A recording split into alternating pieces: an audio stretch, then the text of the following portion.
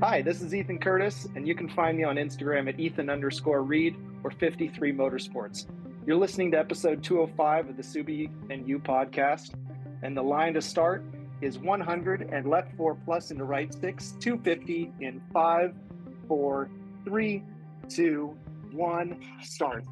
Hello, everybody. Welcome to another episode of the Subie and You podcast, and thank you, Ethan, for that great introduction. If you couldn't guess, he is talking about, or what he said there has to do with co-driving, and he has been co-driving for a while. We'll get into that here in his episode in our conversation in a bit, but I want to say thank you all for sticking around and checking out the podcast, continuing to listen and share. I really, really appreciate it. And if you're listening to this on Monday, I am in Oregon with my family, enjoying some vacation time, some much needed vacation time. We are going to be attending Overland Expo PNW this weekend, but we had already been talking about taking a vacation to Oregon, so we decided to tie in our vacation with Overland Expo, and that worked out perfect for everybody. So I am just going to be enjoying the scenery, enjoy meeting some new people and seeing some people again that I haven't seen in a while, or people that I just saw at Flagstaff Overland Expo. And I'm really excited to be here. I'm glad that I'm able to take this vacation time and just enjoy parts of Oregon that I've never seen, because I've been to Portland, Corvallis, and Eugene before for work, but I was just around the cities and didn't get a chance to go out and see all the beautiful parts of Oregon. So after Overland Expo, I'm going to put out a bonus episode, but it's going to be the Friday after 4th of July, because 4th of July week is going to be a short week for me because we don't come back till Monday the 30th. Then I have to work. Then, of course, I have Friday off, but I'm recording an episode on Friday the 2nd, and there's just going to be too much to pull together in too little time to get that bonus episode out, but I will get it out the following Friday, so be sure to look for that. But for now, let's have a word from our sponsor. The Subie and You podcast is brought to you by Eccentric Designs. For those of you who don't know, Eccentric Designs is a small, community-driven business that offers custom-fit vinyl overlays for most Subaru models. This includes various designs for the rear reflectors, taillights, and side taillights. I also offer fun decal designs like the popular fender stripes and stickers. To find designs for your Subie, head on over to eccentricdesigns.com. There's always more projects in the works, so be sure to follow at eccentric.designs on Instagram. Thank you, as always, Eccentric Designs, for sponsoring the Subie and You podcast. I mention it here in the episode, and I don't know that I have talked about it just yet, but I ended up finally getting my viscous coupling replaced on my Crosstrek, and now there's no clanking noise when I turn slowly. And so that's really good. So thank you, J&D Motorworks, for fixing my car for me. And I want to give a shout out to Subaru Ambassador Robert for showing me what it actually was, in addition to J&D Motorworks, showing me what it was too, just telling me that it was a center diff. But then Robert showed me exactly what it was, and then we went from there, and now it's fixed, and I'm glad. This episode is also brought to you by SubaruGear.com, and during the month of June, Subaru is supporting Subaru Loves to Care and the Leukemia and Lymphoma Society with 2 give-back items. When you purchase a Nomadix puffer blanket or Lux Dream Throw, Subaru of America will donate $10 to the Leukemia and Lymphoma Society, part of Subaru's Love to Care initiative. So head on over to SubaruGear.com for the blanket or throw and help support a great cause. I've put the links in the show notes for the blanket and the throw, and you can find the show notes in the podcast app you are using to listen to your favorite podcast. As you fill up your cart, be sure to use the code SUBIENU25 at checkout for 20% off your purchase, and when your total is over $50 after the 20% discount, you automatically get free shipping. Thank you so much, Subaru Gear, for sponsoring the Subie and You podcast and bringing this great offer to our listeners. This episode is also brought to you by Subie Mods, where they have adopted a creed of supporting and serving their unique community of Subaru drivers with the same passion, energy, and enthusiasm that drives them to live through their vehicles. And I think we all know what that's like. They have also learned to navigate through their corner of the automotive world as an organization who engage and interact with their customers smartly and with genuine interest, and have built in a belief system that contains the same passion woven within the fabric of their Subaru enthusiast community. This year, you will see Subie Mods at the various Subie Fest locations as well as Boxer Fest, and can meet some of their team members at each event. So be sure to stop by and say hello and check out what they have to offer. Also, be sure to check out SubieMods.com to browse their site for the many products offered for a wide range of Subarus. Don't forget to sign up for the RPM Plus Rewards program and then the Diamond Club membership to start earning points towards your purchases. Thank you so much, Subie Mods, for sponsoring the Subie and You podcast, and look for another episode with Subie Mod team members in the near future. Okay, before we get into this conversation with Ethan, Adrian, who goes by Adventure Dog Wagon, has a Patreon question, and his question is, Mr. Raff, knowing you're coming to Oregon this June for Overland Expo, which is, I'm going to be there this week, what part of the state do you want to see the most? The coast, the Willamette Valley, the Central Cascade Mountain Range, the Columbia River Gorge? I've been along the Willamette River a couple of times, but that was for work, and that was in Eugene, also in Corvallis. My son has actually been sending me videos of different places in Oregon. So we're going to be in Central Oregon, so probably the Central Cascade Mountain Range, I'm guessing. But we're going to try to see what we can find while we're there. We're going to be staying in Sisters, Oregon, which is pretty far south from Portland, but it's also close to where Overland Expo is going to be. And that's what I wanted to do. I wanted to stay somewhere close that we could go and get to the event pretty quickly on Friday, Saturday, and Sunday. I've been told that Sisters, Oregon is really beautiful by a couple of people that have stayed there. And so I'm definitely looking forward to being in that area. And I know that some of the spots that we might want to see might be, a 2.5 hour drive, but I'm willing to drive. We're on vacation, and, I just being in Oregon, period, is going to be enough for me. So I'm really excited to be there, and I'm really excited to be at Overland Expo.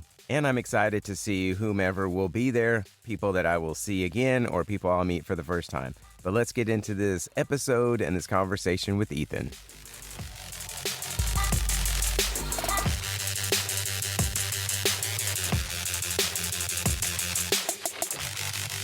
Welcome, Ethan. How's it going? Doing great, Raphael. Excited to be here. Good. I'm glad to have you. I have a question, though. So you said your name is Ethan Curtis, but that you go by Ethan Reed on Instagram. So what's the story behind that? Reed's my middle name. Okay. I'm not sure why I always chose that, but a little bit easier to say and spell, and kind of pseudo-anonymous, I guess, online. That's how it started, but okay. It's just how I'm known now. All right. That makes sense. So somebody started this quite a while ago, and it's become like a thing with the podcast. So I have to ask the most important question, and that is whether you prefer waffles or pancakes. And I haven't heard anybody who's answered this, so I might be sacrilegious. I might be, the psychopath in the group here, but I've always been a French toast guy. Going back to childhood, special occasions, everything was French toast and not pancakes or waffles. But hey, man, I can get on board with that. I grew up eating French toast occasionally here and there, and it was always a good thing. And I haven't had French toast in so long, too, so I may have to make it. I have to make it a little bit different because I'm vegan, so I can't just use, like, eggs. But there's Just Egg, which is like a liquid that you can turn into like a scrambled egg, and it works. I've used it before, but haven't done it in a really long time. But yeah, French toast is definitely good. It's definitely a winner. Well, hey, I'm a gluten-free, so I can't even use real bread. So I'm with you there. I'm with you there on modified. All right. And hey, there's substitutes, and you can make it as good as you can. Definitely, yeah. You can always make something good. Totally. Exactly. Put enough syrup on it and I'll eat Yeah. it. So you obviously are into Subarus, you rally, you're out there having fun and racing cars around and just having a good time. So what got you interested in Subaru and like when did that all start? So I guess the original catalyst, if you could call it that, growing up, my mom had, I think it was a 93 Loyal wagon. I mean, one of the original kind Nice. of four-wheel drive, just tough as nails, utilitarian. And I have great memories of loading that thing up, either going to the zoo or to the beach. I got scolded kissing my first girlfriend in the backseat of that car. So, Oh, that's awesome. so I mean, I guess you could always say I've been a Subaru nut. Yeah, there you go. There you go. So how long ago was that? I mean, like how old were you whenever she had that? Oh, that was kindergarten. So yeah, Oh, sweet. that's going back real early. Yeah. So were you like as a kid like, "Oh, this thing is awesome. This is a cool Subaru," or was it back then was it just a car that was cool and then now you look back and you're like, "Okay, yeah, that thing was really cool." Well, I mean, it was a cool car back then too. It's the push button four-wheel drive on the little Nice. stick shift, and when we took it down to Long Beach, that's one of the few beaches in the world that you can actually drive on the beach. So you'd cut a couple cookies for us, and we'd be screaming and giggling in the back seat. And, it's all kind of it starts in weird little, you know, obscure places, but just those little spurts of adrenaline and finding out, oh yeah, cars just aren't, you Yeah. know, tool or appliance tools kind of thing. They can be things that you can have fun with as well. Yep. So when did you get your first Subaru? I actually got my first Subaru as I was graduating high school, so this was back in late 2008, and I saved up my money and a bunch of graduation money and worked mowing lawns throughout the year and over summers and stuff. And I bought a 2003 WRX wagon. Oh Um, man, that's and nice. it was built by a little engineer in Oregon, and he had done some bolt-ons to it and all the right way. At least it wasn't just a little hacked together tuner car, and that was, uh, I mean, the initial spark, and it all just kind of snowballed from there. Yeah. So were you saving up to buy a car or were you saving up to buy a Subaru specifically? It, I mean, it's really stupid, but I wanted to buy like a second generation Ford Probe GT for like the longest time. Like that, Dude, I loved I always those. they still look good with the pop up headlights and that kind of Yes. weird UFO greenhouse they had. I mean, but this was 2008 when I bought this car, so it's actually the exact same year that Ken Block came out with the first Gymkhana practice video, and that it kind of came full circle, I guess you could say, because I was always into cars and racing and stuff that went fast, whether it was planes or land speed stuff or Formula One or IndyCar, what have you. It was always kind of on my radar, and once I kind of put two and two together, like, oh, Subaru's attainable cars, like something you can build, like something that I've ridden in as a kid. You can turn this into a 600 horsepower monster Yeah. and go drifting around an airfield, and that was originally again what kind of turned me to finding that first car. Okay. And how long did you have that car or do you still have it? I do not have it. I have an basically identical car. I kind of went back and searched for something really similar. I had that car for about 3 years until I got in an accident with it and it got totaled by insurance. Oh, that Um, sucks. yeah, and then I went immediately to a 2005 Forester XT with the manual, Oh, and very then nice. dropped it on its nuts on STI suspension and cool, flashy, flamboyant gold wheels, and had a lot of fun ripping around in that in college. I ended up trading that car straight across for a 2004 World Rally Blue WRX wagon. I wanted to kind of get a little bit more Nice. rally steez, rally cred, I guess. Had that for a while. Went through a couple other different kinds of cars, and then found my way back into a Forester. And then I ended up getting my first rallycross car that I still have, the 93 Impreza, and I have a 2002 WRX wagon now that is the same color, pretty much identical as that first car that I got back in high school. Very nice. When you had the Forester, were you taking it off-road? Absolutely. Okay, good. That was the college shuttle. I went to school out in Pullman at Washington State University. The town of 1,000 during the summer and the town of 20,000 during the school year. Mm-hmm. So there's lots of farm roads, lots of little kind of back road stuff you can get crazy on. Old Spiral Highway, if anybody's out in Eastern Washington, is one of the great roads that you can still drive on. I think it's a couple 1,000 feet of vertical elevation change within 4 miles or something like that. So it's like a mini Pikes Peak, and Sounds we used fun. to hit that all the time.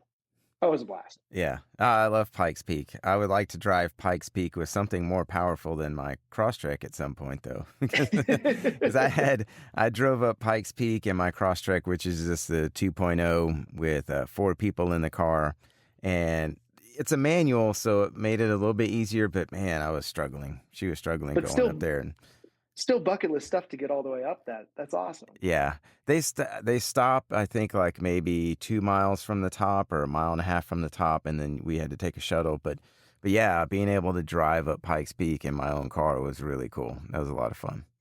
And was that when it was still partial dirt, or was that after it had gotten paved fully? No, it had gotten paved fully. So Okay. yeah, but yeah, I mean, it was. I'd been up Pikes Peak before. I've taken the Cog Railway up there many years ago.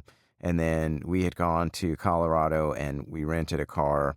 But this time I was able to drive Pearl out there. And because going to Colorado was my first off-road experience. And then I got ruined, So I had to come back to Houston where it's flat.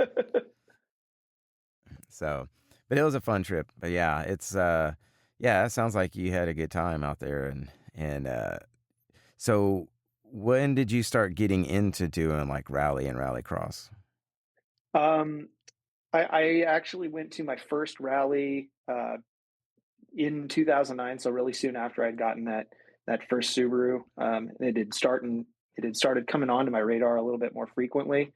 I finally found out that there were some races here locally, and begged a couple friends to join me, and so I wasn't just alone road tripping out to Goldendale, Doofer, the Dalles, middle of nowhere, and yeah. We just had a blast. And a lot of people like to say that rally is like a really addictive bug. Once you get bit, there's really no going back. And that was kind of the turning point, I guess. From there, I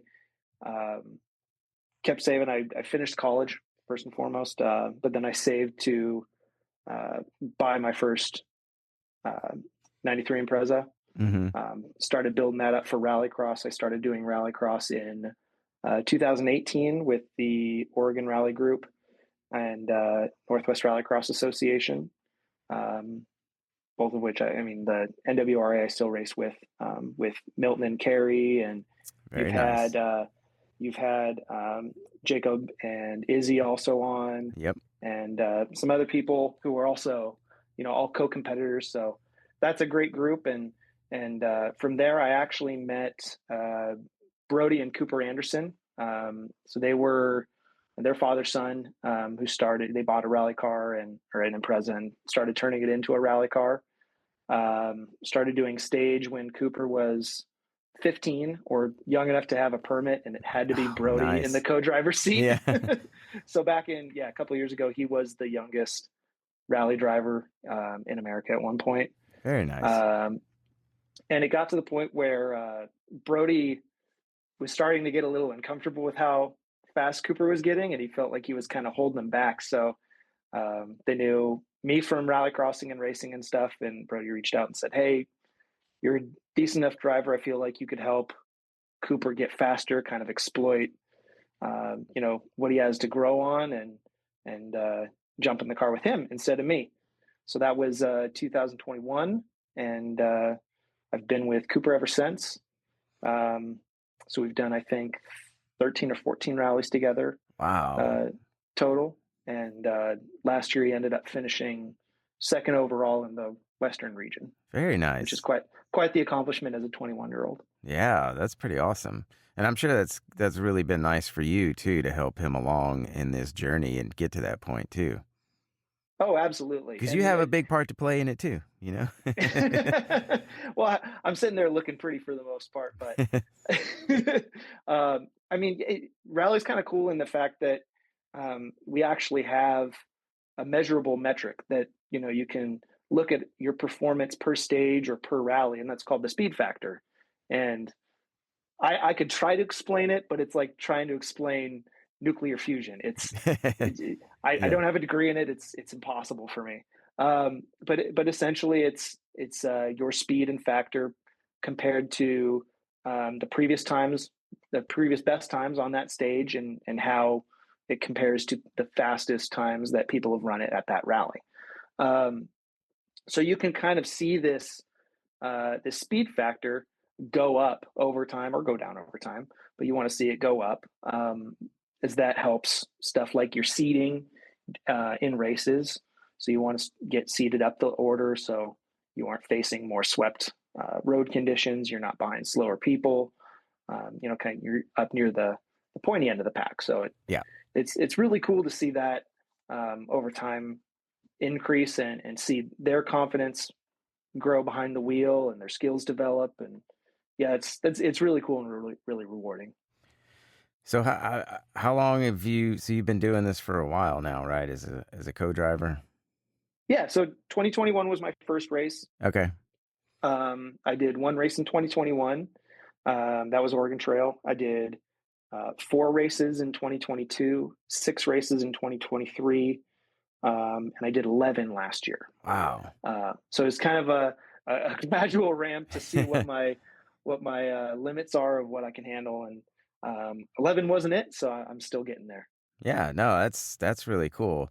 So how is it like for you being a co-driver, and have you driven before, or have you always just been co-driving? I mean, originally I am a driver strictly. So I grew up close to a go-kart track, an indoor go-kart track near my parents' house when I was a kid. Playing lots of video games, of course, stuff like Gran Turismo and Colin McRae and all the early stuff that, you know, just kind of gets a young kid hooked on speed and modifying cars and stuff. Of course, as soon as I got my license, it took me 6 weeks before I got my first ticket, which was for reckless driving, street racing. And it wasn't even anything cool. It was an old Nissan pickup. But it was just whatever I could get my hands on, whether it was, you know, just about racing. Having fun. Exactly. Yeah. So just getting seat time and having fun. And essentially as soon as I could get my own car, which was right after college, was that 93 Impreza. That was my first strictly, this is going to be only for racing. I've only done rallycrosses specifically in that, and brought it out only 4 races essentially. And then I've done, I think total just shy of 30 events. Oh, nice. With that car. Wow. I finished last year. I was second in the class that Milton and Carrie and Jacob and Izzy and all run in, the modified naturally aspirated class, which is pretty tightly tightly fought for. It's basically good. It's a spec Subaru series. Everybody runs Imprezas that are modified and have basically the same motor. So that's fun. It really comes down to the driver's talents and you know, being able to stay cool behind the wheel. Well, second place, that's really good. Congrats. Thank you. Yeah, you're welcome. It's kind of one of those just childhood dream things. You like racing, you're kind of around, you know, the peripheral and never expect to get into it. And rally's one of those luckily very attainable sports through rallycross and stage rally. I mean, they have to be road cars first and foremost. It's not like anything else where it's, you know, a purpose-built hill climb car or a tube chassis oval car or a dirt track car or, you know, a ladder frame drag car or anything like that. it's stuff that's very attainable and relatable. And I still find that really cool about rally. Because with rallycross, can't you pretty much just go out there with almost any car, and as long as you have a little bit of money for the event and a helmet, then you're pretty much good to go? Oh yeah, we've seen. I've seen Priuses and Honda Fits and rental cars. I mean, literally, What did you you do name to it. this rental car? Hey, as long as I'm not, as long as you get the extra insurance premium, you're Yeah. probably good. But no, as long as it has four wheels and you have a helmet, rallycross, just like autocross but on dirt, Yeah. is one of those really attainable, achievable motorsports that just about anybody can do as long as you have a license and something to drive. Yeah.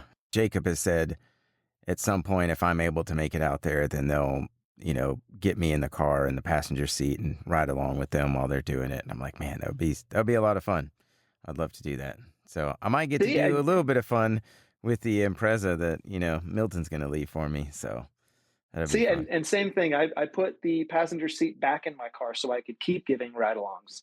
Yeah. And, I love that about rallycross too, is that it's one of the few motorsports that you can actually just give spectators, a seat during the race. It's during the competition. There's very few other kinds of sports like that. Test days and stuff like that. It's a totally different animal, but during competition is to be able to share that passion with people and show them what it's like to put a car at the limit or over the limit, and get them excited about stuff. I love that about the sports. Yeah, and it's fun to see people who decide to go into it and like give it a try and then get hooked on it and start having fun with it. Yeah, I mean it's a huge, wide range of people. There's no, I mean, everybody's always welcome. There's the hugest amount of diversity between the people, who show up for rally races. I love that. And we're all just, supportive of everybody. We all just want to see everybody go fast and succeed and have a good time. Yeah. I mean, it's all about having fun and just getting out there together and, showing up for each other and supporting each other. And, it's just, like I said, I hope I get a chance to come out there and check it out at some point. So as far as like, just speaking of Subarus, do you have a favorite Subaru? I know you talked about, like a few different ones that you really, really wanted to have, but like, do you have, if there was like one that you could absolutely have and attain, which one would it be? I mentioned it earlier, but the Ken Block Gymkhana one, it was I think it's a 2004 or 2005 Subaru that they facelifted to a Hawkeye. But so Ken Block ran that car in one lap of America and then Gumball 3000. And then they took it to Crawford, stripped it down, did the big built motor, big turbo, swirl pod, a bunch of cool stuff, and WRC body kit, and that iconic first wrap with the monster logo and everything. Yeah. That was, that's really the precipice for me. That started it all, to show like kind of what was attainable with like a Subaru street car, modified for purpose. I ended up actually getting to see that car in person at the Peterson. That's cool. Pretty recently too. So the kind of, again, the full circle, but the appreciation for, I guess, what that car did for the rally scene and Subaru brand and everything for around that time was just massive. Yeah. And it's Subaru's a smaller car company compared to others, but the enthusiasm and the people that fall in love with Subarus, and it's just, it seems like Subaru people are a certain, just like a different breed of people. And they're very loyal. They love so much of what the brand represents, and then all of the people that have helped to build the brand just by things that they're doing with different various Subarus.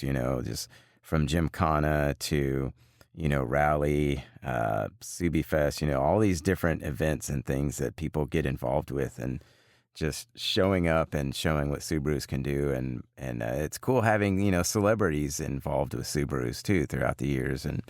And I think that's a big part of what gets people excited, and people that come from action sports, and get into Subaru, and makes it even more exciting for everybody. No, I wholeheartedly agree. We got really lucky over the years to get some really cool personalities tied to the brand. Early on in the days, going back to that first rally I ever went to, that was when SRT was running the 3-car team with Dave Mira, Travis Pastrana, and Ken Block all together in the then brand new GR hatches, which was a big deal. And we've had guys like Bucky Lassick and Scott Speed, and all kinds of guys who've come in, to the fold, and again, people have just welcomed them with open arms, and regardless of their past experiences, or like they love that they're passionate for it, and just love the brand, and enjoy racing them and going fast. Yeah, it's definitely fun to see the people that have come into it and helped bring some more recognition to Subaru and the motorsports part of it. So it's been a lot of fun. But so, like, if you met somebody who was interested in purchasing a Subaru, and they were curious but they weren't really sure, what reasons would you give them to try to convince them that they should buy a Subaru? Actually, I've done this before, so that's a perfect question then. It's really easy. For the new stuff, they're safe, they're efficient, they're really stable, and handling wise, and in inclement kind of weather. They have great parts availability for both OEM and aftermarket, so you have lots of customization available to you. And thirdly, they hold their value really well, because people know that it's a good product, that it's going to last a long time, that if they need to, or want to pass that down to their kids, or keep that car in the family, it's gonna be there. And that was even back from when I was a kid, that if we still had that Loyale, they're still on the road. I see lots of those. Yeah, and you can get some Subarus with high mileage, and they're still reliable. My car right now I just rolled over 128,000 miles. And my son has a 2010 3.6 Outback, and 3.6R, and he's got, I think, like 206,000 miles on it. He's having, a few little issues with it, but it's been through a lot so far, and it's been modified, and then stuff taken off, and then modified again from the person that owned it before. And and it's seen some miles here and there, but for overall, it's still doing really well. But because I've heard of people buying cars with like really high mileage, and I'm like, man, that's crazy. Why would you buy a car with like 140,000 miles on it or something? And then until I got to Subaru, and I hear so many people with really high mileage, I'm like, I feel good about that. I'm okay with that. Exactly. It's just getting broken in at 200,000 miles or so, right? Yeah. So, no, it's a good car though. And at least coming from Rally, there's very few cars and manufacturers that can come with essentially a lot of OEM parts, and make it through a rally, or at least do really well. And the majority of a rally field is Subarus for a reason. Yep. Yeah.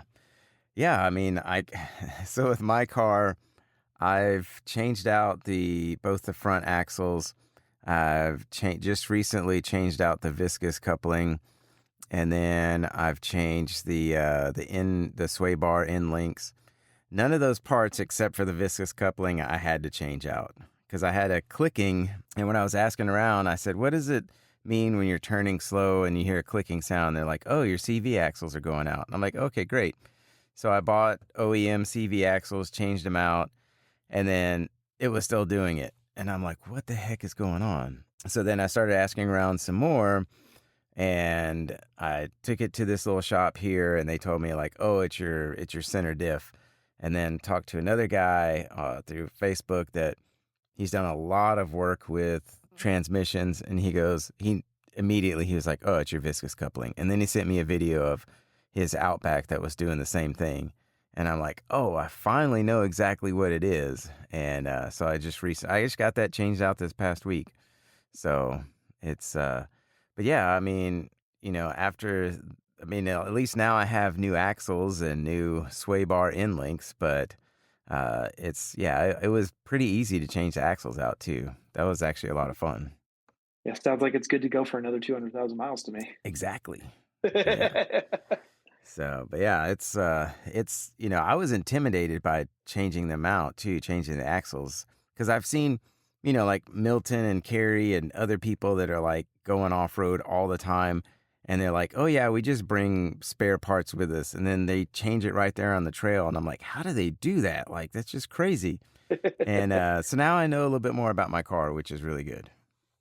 Well, there you go. You're more prepared. It's all Yep. about learning and getting better. No matter what it is, nobody's ever as good as they can be. It's always about just improving, getting better. Yep, definitely. So what is your like favorite thing or aspect about rally? Rally kind of blends a couple things together for me. It's kind of the team aspect between it. It's relatable machinery. It's street legal stuff that a lot of people just build in their garages, and it's also on real roads. It's not off on a race course that's kind of sequestered away or behind barriers or anything. It's just on straight up real roads that people drive to work every day or to their grandma's house or whatever. And then we just shut them down go as fast as possible on them. Yeah, because I started watching Launch Control, and that was when I realized, like, oh, these are not like roads designed for racing. These are just like actual back roads and gravel roads. That's really cool. Just roads. Yeah, yeah. That show really opened me up a little bit more to rally and what it is, and seeing like how cool it is, and it's just the speeds that people go, and the skill that the driver has, and then the combination of the driver and the co-driver. It's really cool to see how that all comes together and works together, and to get through those courses at those speeds. Yeah, no, it's a really unique motorsport for a lot of things, and then plus the scenery is beautiful. We get to go to some really, really beautiful parts of the country, Oregon and everything included. So that's just a little bonus. Yep. How many what are the different classes? Because I know I've had them explained to me before, but I still don't, because I'm not like into rally. I'm not like a big rally fan. I know what it is, and I've talked to some people that have done it, but I don't remember exactly what the classes are.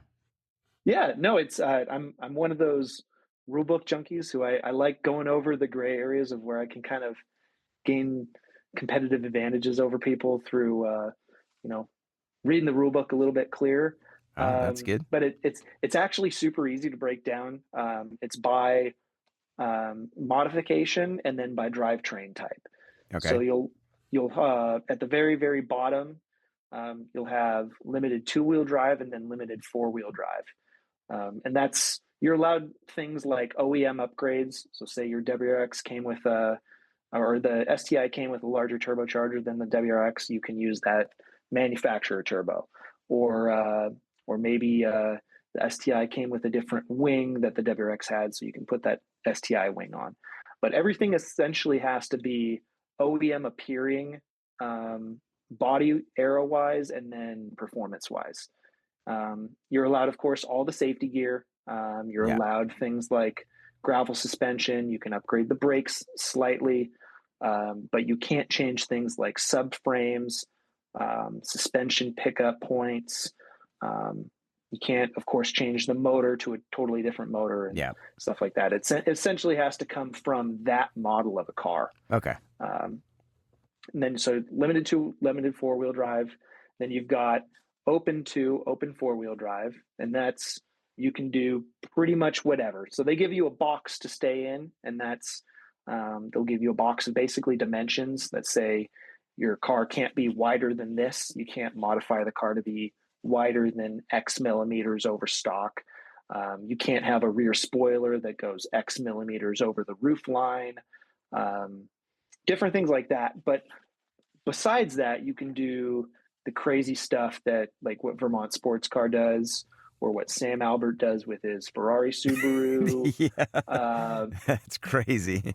There's Pat Morrow, who's put an LSV8 in what is an ex Global Rallycross Chevy Sonic. So it's all-wheel drive, naturally aspirated V8 in a little hatchback. So you're allowed quite a bit in Open 2, Open 4. You can get quite a bit of crazy stuff. Seamus has a Nissan VQ powered Ford Escort now. It used to be a Mustang V6. Now it's a Ford or a Nissan V6. So you can get some crazy stuff in there. And then you have naturally aspirated 4-wheel drive, which is pretty much like open class, but you have to be naturally aspirated, and the motor has to come from the make of the chassis that you're running. Okay. So you can't do any engine swaps from another manufacturer, but you can from the same manufacturer. Exactly. So that class is slowly becoming the H6 Subaru class. That's the hot combo to put either a 3-liter or a 3.6 H6 in some sort of Impreza chassis. So yeah, it's a real quick way to 240, 260 wheel horsepower and good reliability, and then you pair that with light chassis and good throttle response, and that's why the last podium at OTR was all 3 of them were H6 Subarus, all NA 4-wheel drive cars. The last is finally, that's the easiest, is RC2, and that's just Rally 2 or R5 cars. So those are FIA built and restricted, pretty much European only cars. So things like the R5 Fiesta, the R2 Fiestas. We've had some Skodas come out that have also been really fast. But that's the most regulated. Okay. Yeah. I would love to put some more horsepower in my Crosstrek, because I think it's like 148 or something like that. So, it's definitely a slow Subaru, but I love that it's a manual, and because that definitely makes it more fun. I wasn't going to get one unless I could get a manual. So I feel like I got a little bit of a gem there, but it's a lot of fun. Hey, no, a lot of people live by slow car fast. Yeah. Over fast car slow. That's definitely the way. If it was by my rule, I'd say all drivers need to learn how to drive underpowered cars first, and get past and past the limit with something that isn't going to pull you out of bad situations. You want to learn all the right stuff before you start adding power. And a lot of people, unfortunately, will go out thinking they need the fastest, hottest, turbocharged, fire-breathing STI or something like that to be the best driver. When in reality, a lot of the best drivers are driving some pretty slow stuff. Yeah. Yeah, I mean, it all comes down, I think, to the driver and their skills, and being able to, like you said, drive something that's slower. But it's again, it's fun driving my car, and I'm glad it's a manual. And I've been fascinated with manuals since I was a kid, and I'd always wanted one. Like seeing my grandpa drive a manual, seeing my uncle drive a manual, and just always having that fascination there. And this is the 3rd manual that I've owned, so it's it's tough because you can't find a whole lot of them anymore. No, I mean, I'm one of those firm believers that I think part of driver education, when you get your license at 16, I think everybody should learn how to drive manual. It just it engages you more to what you're doing, and to be more understanding and sympathetic mechanically to the machinery that you're using. And at least, for me, when I was getting my license and growing up, it just made you pay attention. You couldn't look on your phone if you were driving manual and stuff. You're all shifting and moving gears. So yeah, it kept you focused, and I think that's really good for, or at least could be really good for young drivers still. Yeah, I mean, I taught my son how to drive my car, so he's, it took him a while to get there because first gear is usually the hardest when you're trying to learn, but he got it and he can go months without driving it now and then get in and does just fine. So There you go. it's Yeah. yeah, I'm glad that he learned how to drive it, but because that was important for me for him to learn how to drive because it was always fun for me when once I finally learned. And yeah, I mean, as long as you get it moving, that first gear is the biggest hurdle. Yeah. And as soon as you get moving, yeah, it's cake from there. Yep. So with all the events that you have participated in as far as like rally and being a co-driver and all the different races that you've been to, which one's been your favorite? It's like picking your favorite kid. Yeah.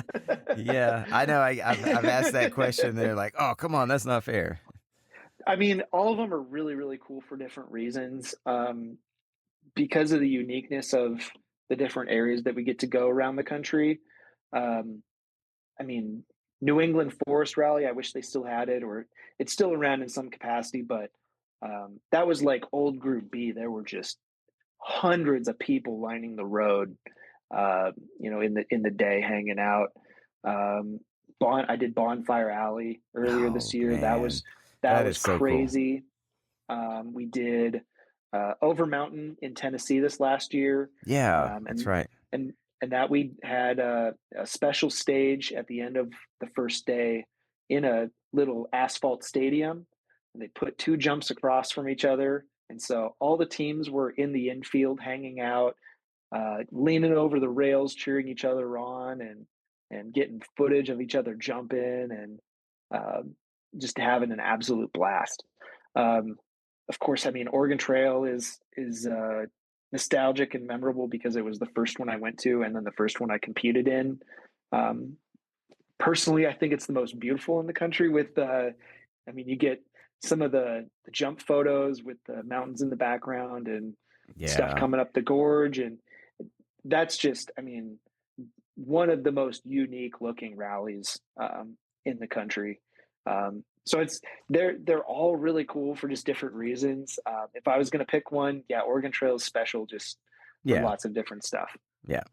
Yeah, I mean, being your first one, it seems like that's kind of just has that, sentimental value to you. And, but yeah, so I get that. No, I'm sure that they're all just incredibly amazing. And for, like you said, for various reasons. And it would be hard to pick a favorite. I mean, because I've been to places that have mountains. I mean, being from Houston, it's flat here. Anytime I go somewhere with mountains, it's easy for me to pick a favorite because I haven't been to too many places because I love Colorado because the mountains are so big and I've been to a lot of different places in Colorado. But I get that. Yeah, it is hard to choose like a favorite place or a favorite event. So yeah, I mean, if my other events aren't listening, yeah, OTR. But Yeah, if they're listening, I love all my events. yeah. So what do you get like most excited about when it comes to race weekend?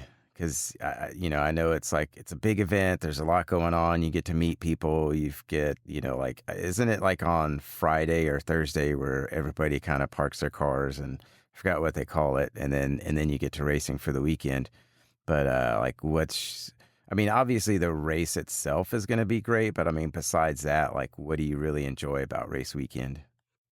um, I love the little places around the country that we get to go explore. Like, I never thought that I'd say that I have great memories in places like Bethel, Maine, or Wellsboro, Pennsylvania, or Johnsonville, Tennessee. But I mean, they're such cool little pockets of the country that I get to explore that most people wouldn't otherwise get to see.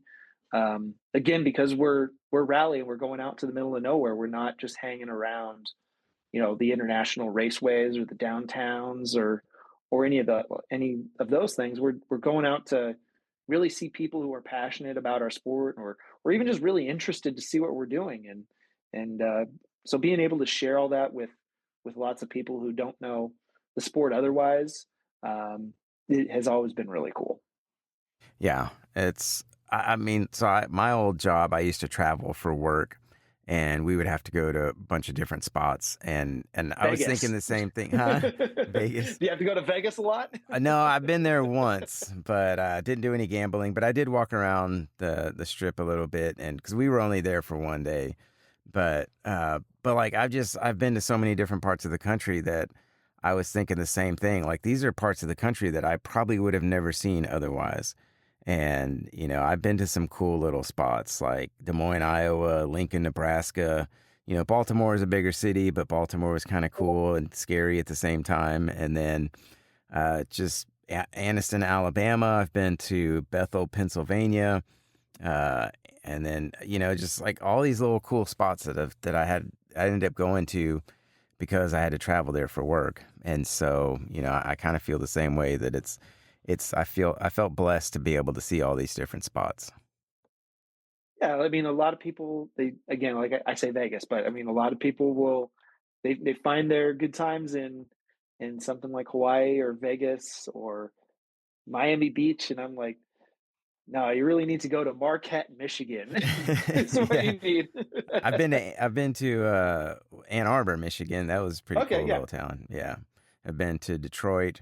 But yeah, I mean just, getting around to different spots and seeing. I mean, that's how I got to see mountains for the first time, was traveling for work. I went to Colorado. We stayed in Golden. We traveled up to Black Hawk, and I've been to Greeley, Colorado, which was a cool little town. And just, you know, going out there to Colorado for work was what got me out there with my kids, because I'm like seeing the mountains and just like falling in love with them. I'm like, I have to bring my kids out here. They have to see this. And we've been out there twice and we want to go again.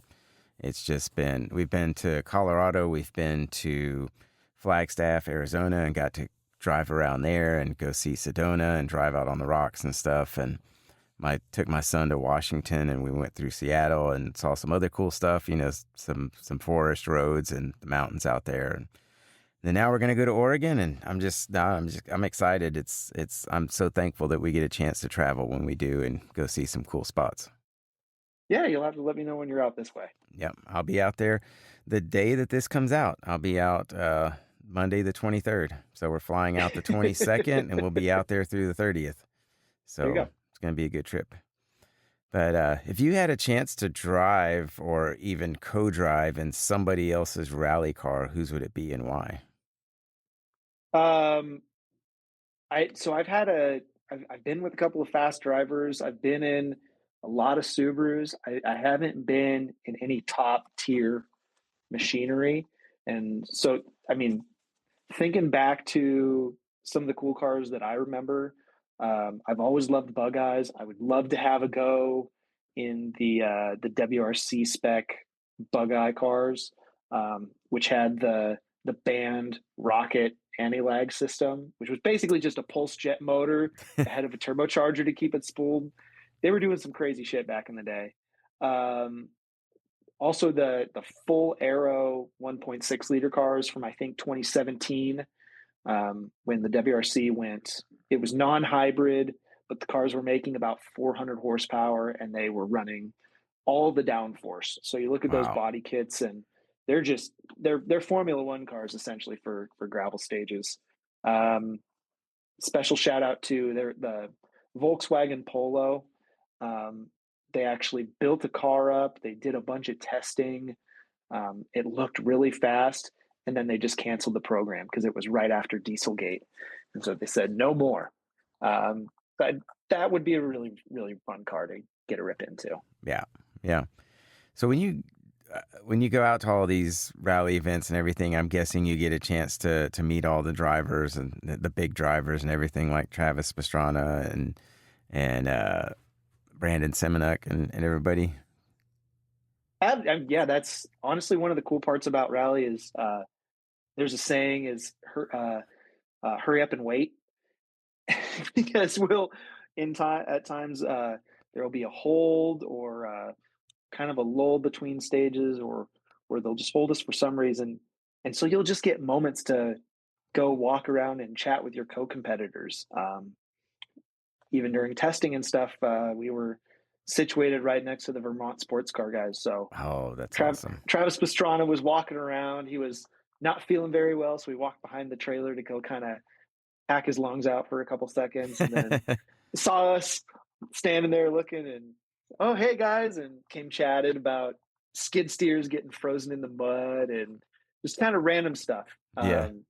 Same thing, like we caught Bucky in the middle of a hold, and we're able to chat about his race car and some of the stuff that he was dealing with Betty and getting that car running totally right and getting ready for the next big Subaru meet and stuff.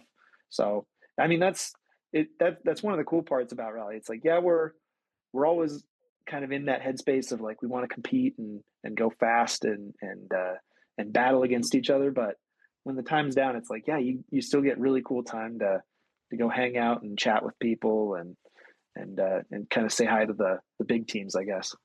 Yeah, I think that's one of the things I would look forward to in going to a rally is hopefully getting a chance to hang out with some people and see some people. But definitely, I know that I'm sure that the videos don't do it any justice. But standing there and hearing the cars coming through the stages from far away and then watching it drive past you at an insane speed and then just watching it take off and hear it continue on, that's got to be just like incredible, because I've seen quite a few videos where they're sitting there waiting for the car and you hear it and then you see it come by and, the videos are really cool, but I can't imagine what that's like in person. It's I did a lot of spectating back in my day. I crewed for a couple people. It's still fun to watch those cars go by, no matter how much you've done, no matter the context. It's still exciting. For the people who know it, at least the Max Attack teens and all those other guys. But there's a YouTube guy, Car Daddy from Ohio, who he got a little famous for sneaking out on stage. You're not really supposed to do that, but local guy and super passionate about rally and stuff. And his videos blew up in our local circles because he was out there, giving them arm pumps and 120 mile an hour and shouting all kinds of kind of fun stuff as we were riding by, and very quotable. Yeah. But just a good representation of all that kind of excitement that goes with spectating and watching rally cars. Yeah. Yeah, it looks like the spectators on Bonfire Alley just have an absolute blast. Just with all the bonfires and the cold, and I'm sure they're, freezing their butts off, but also having an amazing time, and then watching the cars come through, late at night like that. That looks like such a cool event and a thing to witness for sure. And they were going out there at like 4 a.m. with snowmobiles, and they have sleds that tow all in there because you can't chop down trees anymore. So people are sledding in firewood and everything back and forth. And these guys have like legit custom made, setups with like inverters and Jennies and guys running DJ setups and grills and pizza ovens and like literally you name it, they have do it right. They do it right. It's it was an absolute party there. They had first time I've ever seen flamethrowers and lasers on a rally stage in person. So. Yeah, that's cool. Do you have any like great stories you can share from an event, or like a funny story that, like would be just really, really interesting to hear? Lots, but probably too many that are not appropriate for public record. Okay, any ones that you feel would be appropriate. So there's still a couple of those. Of course, there was a good time out at Big White this last year. We were at a restaurant, and I was sitting with a table at Mitch and Brian from Melee and some other people, and we look across the restaurant, and there's Mark Tabor and Garth and a bunch of other rally people, with us but separate, having dinner. And so we, lean over to the waitress who's helping us and goes, hey, see that table over there? It's their birthday. It wasn't their birthday. So they say, Mitch goes, do you have any fireworks or anything that you can put on? He goes, yeah. Put on as many as you're legally allowed. And they come Oh out my with gosh. essentially a 4-foot flame as they're shuffling it past everybody, make sure not to catch people's hair on fire. But Mark sees it and goes, it's not my birthday. And starts freaking out and looking around. Turns out it was somebody in the group's birthday. Oh So, man, well that works out. Oh, so that's stuff cool. like that. I ended up cutting my hand on a champagne bottle at I might be one of the only people to get injured on the podium and not a rally stage, cutting my hand on a champagne bottle. And then at Gaslight a couple of years ago, this is a bar in Wellsboro, Pennsylvania at STPR. I've apparently started the tradition of hurricane shots Oh, okay. every year. So that's my claim to fame, I guess. There you go. Yeah. Have you had any big mishaps out on the rally stages? Couple small offs, few flat tires, a few blown braking zones. Weirdly, that broken bottle is my biggest mishap. Yeah. Yeah. Well, that's good. I mean, it's good you haven't had anything too major happen with the car. So that's good. Yeah, I'll Uh, knock on wood for yeah. that. What about rally, or I guess all of it gives you the biggest adrenaline rush? And is there anything that makes you nervous or scared, or, do you get nervous or scared? um, I guess for me, I've kind of faced most of those things in life that do scare people. So for me, I just do it for the rewarding factor. I love, like I said earlier, seeing people grow and get better as drivers. Um, I love going to park exposés, like you were mentioning, the little parades and the lineups of cars, the little car show before races and stuff. I love getting kids in the cars. I love, you know, shaking hands and doing autographs and getting kids in the car and stuff. And uh, that's kind of the fun part for me is just getting to share that passion. Um, just because it's one of those things I always enjoyed growing up and, kind of looked at from afar, like that'll never be attainable. I could never do that. And, Yeah, here you are. now I'm doing it. Yep.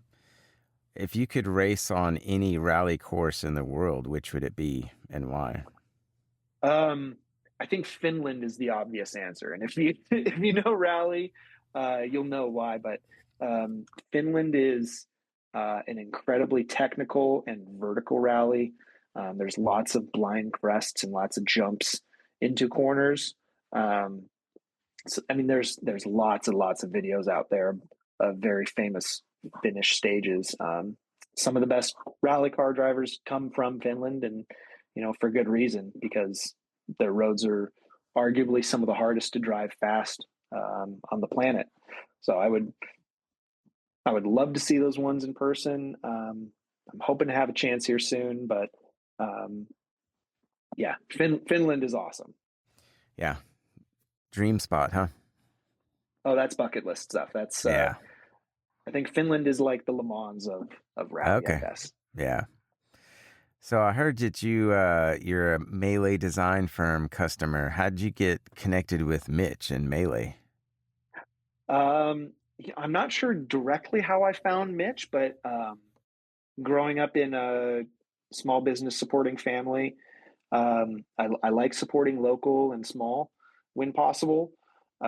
So when I started building my car back in my 93 Impreza back in 2018-19 for rallycross, I started looking about how I can find a good lightweight battery and mountain, take some weight off the nose of my car. It's a great way to improve the dynamics and handling of your car is to, you know, fix the balance and get weight off of the nose. So I found Mitch, who was local to me in Portland, and he was super, super. I was busy or doing something, and he was willing to meet me over at OMSI, which is the Oregon Museum of Science and Industry, just in their parking lot. And I met him, and we started talking rally and Subarus and all kinds of stuff, and quickly realized he's the real deal. He is super passionate about it too, and Yeah, he is. He's since developed an absolute powerhouse of melee media with Ryan, and I've worked with him for the last couple of years for at least most of the events that they cover. I'll get media through them and do my little reel edits that I like doing post event. Yeah. And of course, when you have good media and good bones, the better the final product is going to be. And those reels are always the best. Are you running any other melee products besides the battery mount? Battery mount and battery. Okay. But I'm sure there's always stuff that I could probably pick up from him. Yeah, I've got a battery mount that he made for me, and he put the podcast logo on the front of it for my Crosstrek. And then I did buy a battery from him. I bought a not an anti-gravity, but the what's the other one that he sells? Full throttle, maybe. Yeah, I bought a full throttle battery from him, and then I have the tower brace, the front tower brace from him, and then I have pitch stop, and then I have the engine bay caps. So okay, yeah, because he's supported the podcast really early on. I had him on as a guest, and he's just been really great to work with as well, and just a great guy. And I hope I get a chance to meet him. I asked him if he's going to be around in Oregon this next week when I'm out there, and so hopefully I'll get a chance to meet up with him at some point while I'm there, because I'd really love to meet him in person. Yeah, he's a good guy. Definitely a good guy. How has being in the Subaru and rally community changed your life? I'm not so much maybe it's changed my life, but maybe it's just become my life. Rally is kind of almost a borderline personality disorder. Yeah. It's addictive and truly all encompassing, and takes a lot of time and dedication and passion. But it's helped lead me to meeting some truly amazing people all across the country. Almost every single friendship that I've made it's pretty much a lifelong, type of friendship, and I can count on just about anybody, at the drop of a hat to be there for me if I needed them, and likewise I would be there for them if they needed. Yeah, there's a lot of really great people in the community, and you see that all over the place, with just from as simple as somebody buying a new Subaru and reaching out to somebody to ask questions, and people being very helpful to people making best friends through this community, and doing things that they would have never thought of. So it's such a great community to be a part of, and to meet so many really good people, genuine people too, who are just enjoying their Subarus as well, whatever it is that they're doing with it. Absolutely. Yeah. Going back to those old Nasiok days and all that stuff. I still have old friends from college, and a car group that I started on campus in college back in the day.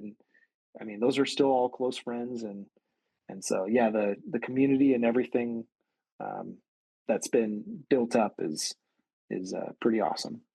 So would it be safe to say that you would probably always own a Subaru? More or less. Yeah. I was never an Evo guy. Okay. You can say that. Yeah. Yeah. Yeah. No, they're good cars. They're a lot of fun. And there's the whole community aspect that comes with it too. Exactly. So, well, I guess before we get into this, is there anything else that you wanted to share about your journey or your cars or anything that we haven't talked about? No, you hit on just about everything. Your questions were pretty solid. Again, I'm impressed with how you run the podcast and everything. Thank you.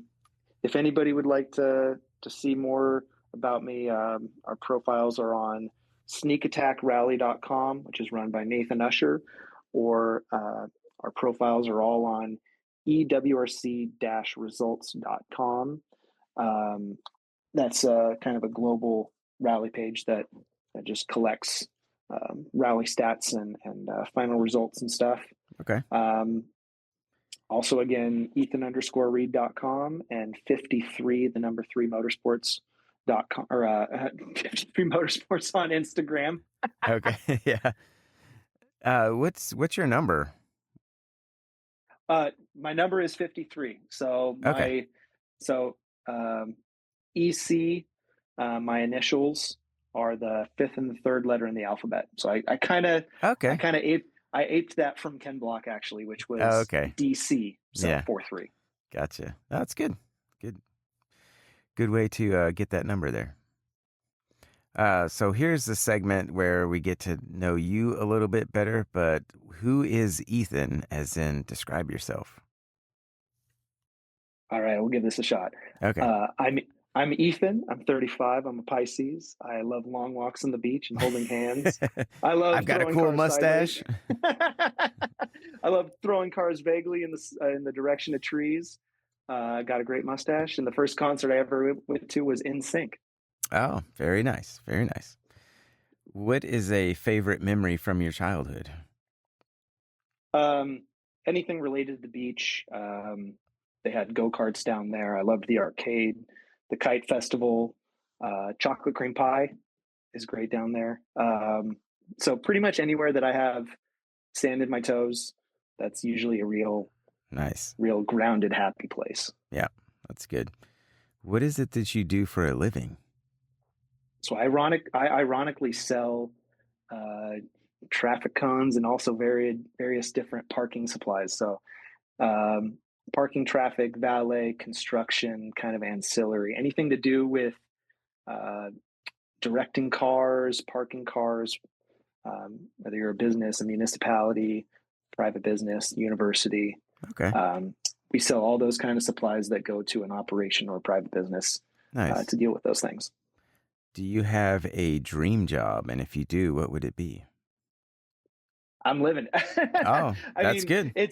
I work for I work for my family's business. Oh, that's cool. So I get to work with my family every day in a real cool niche industry that, again, just like rally, a lot of people don't know about. So we end up being very tight knit.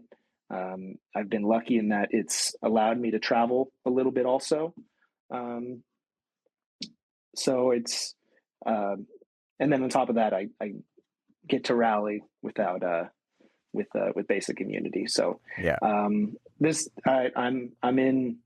basically just, I'm at peak and living my best life.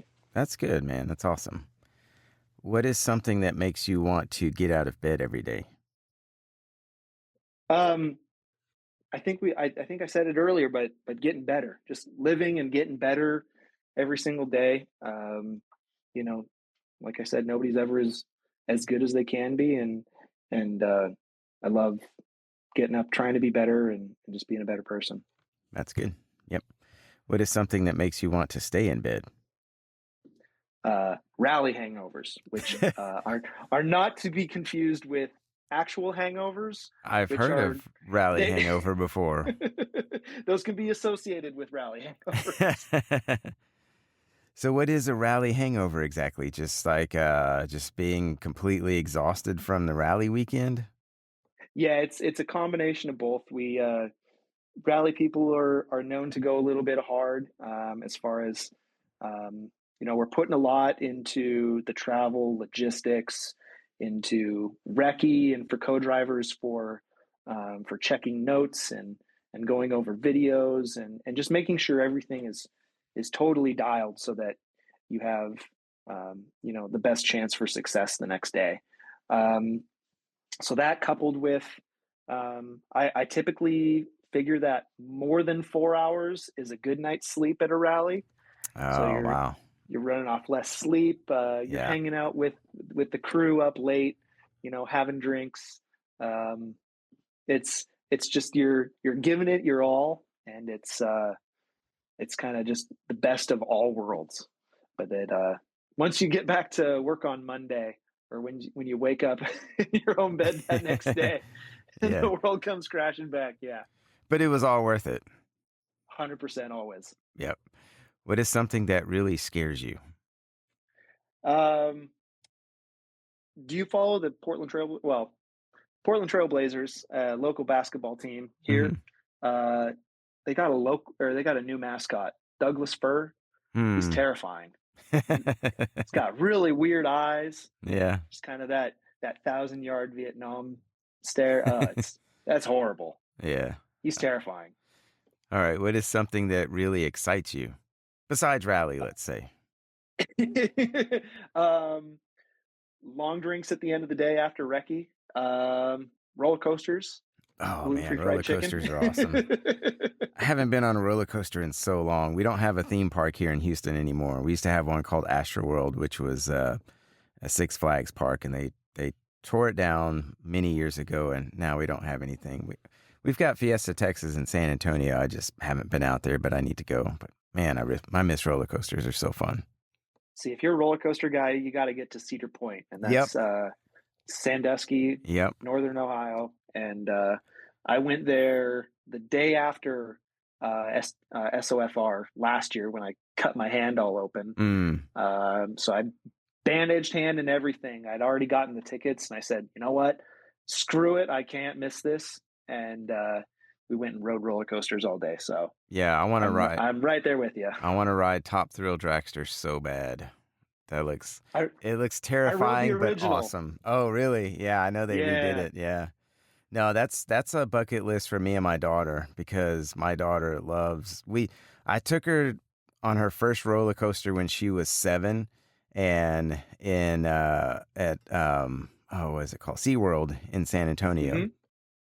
They have this one called the Steel Eel, which is basically just a big oval loop, but it has a really, really high first peak and a pretty big drop. And the whole thing is just a bunch of, hills basically going up and down. And I'm watching her as we're riding it, just trying to like gauge her expression, and she kind of looked terrified while we're riding it. But then we stop and I said, "Did you like it?" And she was like, "Yeah." And then I said, "Do you want to ride again?" She was like, "Yeah." I said, "Do you want to ride in the front?" She said, "Yeah." Because we were like, the first time we were like 8 cars back. So we rode in the front and she absolutely loved it. And then ever since then, she's been like, a fan of roller coasters. And there was a few years later, I think it was when she was in 6th grade, because she was in 3rd grade for this. But when she was in 6th grade, she was like, "We need to go back to SeaWorld and ride the roller coasters." And I said, no, we need to go to Fiesta Texas and ride the big roller coasters. And so we did, and we rode every single roller coaster in the front and just absolutely loved it. It was so fun. That was such a fun trip. But yeah, we've talked about going to Sandusky, Ohio, and going to Cedar Point. And it's one of those things again where we just need to make the plans and do it. But that would be a lot of fun.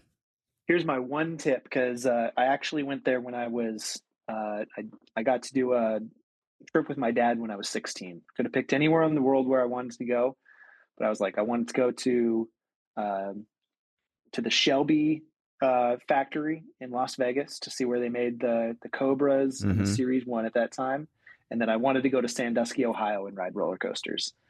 So I went there when I was 16. Had a great trip with my dad. Got to ride Top Thrill in the first iteration at least. But after SOFR last year, after the cut up hand and everything, I had gotten us VIP passes for my coworker and I that was up there for a trade show. So the VIP pass is a little bit more money, but on any normal day, because they have the fast pass, they have the quick tickets or whatever. The VIP, they give you basically a private tour guide. Oh, and then nice. they take you through the exits of every single roller coaster, and you skip the entire line. Oh, okay. So when you get up to the actual ride platform on most of the big ones, so like roller coasters, so Millennium Force, Top Thrill, um, uh, Val Raven, all the big ones, Yeah. Steel Vengeance, Maverick. You got to pick where you wanted to sit. So Oh you could man. go, oh, I want front row, or oh, I want back row, I want middle. Whatever you wanted, they were like, you get to board before all the other people. That's So, cool. and Thank you. I think we rode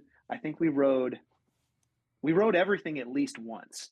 But I think it was like 20 rides or something like that in one day. Yeah, they It have a was lot. basically it was an unachievable number. Like if you went there on a normal ticket or a normal day, Yeah. we were strolling past. You feel like a celebrity, honestly, because we were just walking past these That's so lines like, cool. oh no, I'm sorry, oops. Yeah. So yeah, if you do go with your daughter, if you make a special trip up, um, it's 110% worth it to do that VIP thing, just in the fact that Oh yeah. no matter how busy it is, you actually get to go and enjoy the park in its entirety, and you don't get to just stand around in lines all day. Yeah. No, awesome. Thank you. I really appreciate that because that would be like that would make our trip that we've been wanting to take for years even better. So thank you. Good tip. 100% worth it. Yeah. Always. So that was a good bit of advice, but what would be your best bit of advice to give to someone about anything? Um, Never hesitate. Just jump at the thing that you're wanting to do. There's never an opportunity better than right now to do it, or at least start thinking about doing it. Yeah. Just make the steps to start doing it. Um, Always believe in yourself. Everybody can always accomplish so much more than they're ever initially expecting to. Yeah. Um, and at least always remember that no matter what you're doing in life, there's always going to be someone who's looking up to you in what you're doing. So you're always going to be a role model to somebody, no matter what. So always carry yourself with that, and know that you're helping make someone else's life better. Yeah. I like that. That's really good. It's good. Very good. Well, thank you so much for your time, Ethan. Thanks, Raphael. Happy to do this, man. Glad we could finally get this done. Yeah, you're welcome. But yeah, no, I really appreciate you taking the time. It's fun to get some more people that are doing rally out there on the podcast, and just getting a chance for somebody to come on and talk about it for the people that may not know a whole lot about it, but might be interested in it, because you never know, you might inspire somebody to go try it out. So thanks for your time. Absolutely. It's something I've always been passionate about. I love doing all I can to help the sport grow. I love seeing it grow. I mean, even from last year to this year, the amount of people who've been able to come out, new competitors, new faces, new spectators. I love hearing people who've never been to a rally, coming out and trying to see what it's all about. So Yeah. Yep. All right, man. Well, you have a good night, and we'll keep in touch. But thanks again. yeah, thanks, Raphael. Let me know when you're out here. You're welcome. All right, I will. Hello, everybody. Thank you for tuning in to another episode of the Subie and You podcast, and thank you so much, Ethan, for taking the time to record with me. It was really great having him on and hearing his passion for rally and rallycross and being a driver and a co-driver. And I think it's just really cool to hear from different people in the Subaru community and also in the motorsports community, especially for rally and rallycross. And I hope to get some more people on in the kind of grassroots portion of rally and rallycross. And so go give Ethan a follow on Instagram. Check out his reels and his photos. He's got some really great reels and videos and just photos. And of course, I know many of those were taken by Melee Media. So shout out to Mitch and his team for that. So thanks again. Thank you for listening. I hope you all have a great week, and I will be enjoying my week in Oregon for a family vacation and then for Overland Expo. So talk to you later. Much Subie love, Raph. The Subie and You podcast is hosted by Raphael in a closet in Houston, produced by Raphael in a room next to the closet in Houston, and edited by Raphael on a computer in the room next to the closet in Houston, with music by Luke Ruiz in another room in Houston. You can find the Subie and You podcast wherever you listen to podcasts, including Apple Podcast, Spotify, and many more. To support the podcast, please head over to patreon.com/Subie and You podcast. Once you join, you will have access to the Discord channel and Discord chats with other patrons. If you'd like to get in contact with the show, you can find them on Instagram at Subie and You podcast, online at subieandyoupodcast.com, or by email, subieandyoupodcast@gmail.com. That's all for this week.